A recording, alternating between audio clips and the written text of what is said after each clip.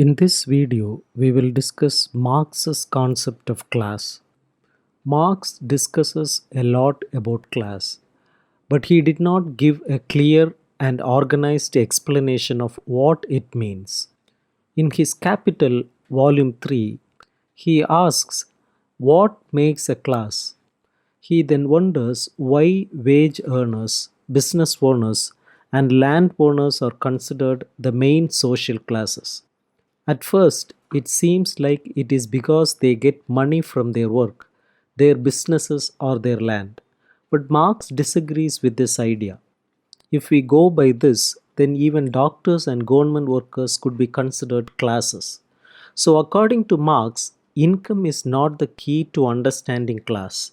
If we followed that idea, we would end up with countless different classes, which would only get more divided because of the different interests and goals among workers, business owners, and landowners. Marx makes it clear that class is not just about how much money you make. In an earlier piece of writing, Marx talks about how in older times there were different groups of people with specific roles and rights. He called them estates. These turned into social classes when major changes happened, like the French Revolution and the rise of separate civil society. In this new society, class differences were just about how people lived and acted, not about politics. Marx explained that civil society was a bunch of individuals without any clear structure. He pointed out that the absence of property and immediate labor class was an important starting point, but he emphasized that a class only really forms when people come together, organize themselves based on their needs and work, and then they become a class. Marx was looking at Germany during this time. He saw that in Germany, theory and practice seemed disconnected. This meant that the level of political freedom was lower compared to other countries. Marx believed that a revolution could only happen if there was a foundation like people's urgent needs. He asked if the big difference between what people thought in Germany and what was actually happening matched the gap between civil society and the government, as well as within civil society itself. Marx wanted to know if the ideas in people's minds would become real life needs. He thought it was not enough for thoughts to stay as ideas, reality needed to move towards those thoughts. Marx saw this gap between theory and practice in Germany because it was lagging behind other modern nations in terms of political freedom and industrial development. Unlike other countries, Germany did not have a middle class pushing for a political revolution. Instead, there were conflicting groups within civil society. This backwardness in German society made it clearly impossible for a partial form of freedom to happen unless a class was pushed by urgent needs and their own limitations.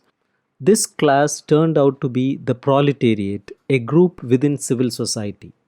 Even though Germany's industry was not as advanced, Marx believed that the proletariat was the only class capable of setting Germany free from its old feudal system. This, according to Marx, was the most practical way for Germany to completely break free from its old ways. In the Communist Manifesto written in 1848, Marx talked more about this active process of understanding class.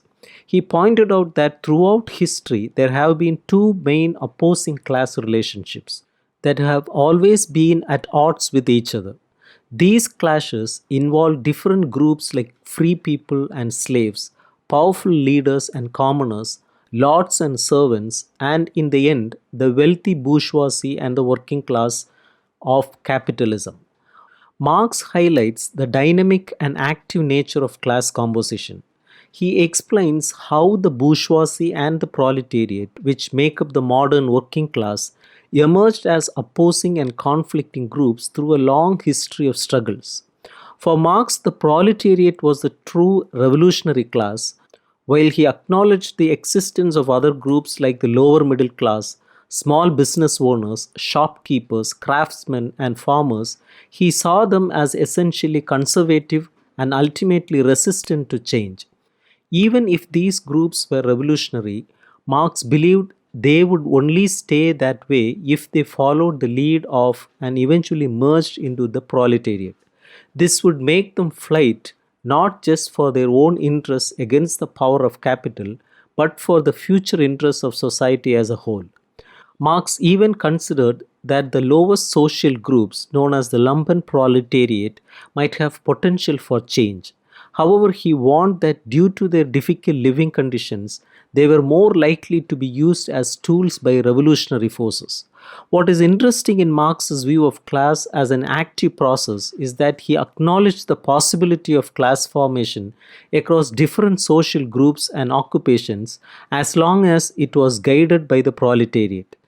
In Capital Volume 1, the idea of class mainly revolves around the conflict between two groups, capital and labor. This conflict is personified through the class struggle between workers and capitalists.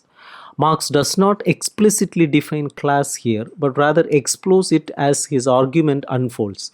He begins by looking at commodities, then delves into exchanges, and eventually he takes a deep look at the hidden workings of capitalist society within production.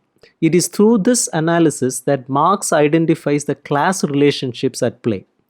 On one side, you have the owner of capital, known as the capitalist. On the other side, there is the owner of labor power, which is the worker. Capital represents those who exploit labor to generate surplus value, and labor opposes capital for this very reason. Both groups are engaged in continuous struggle, the class struggle.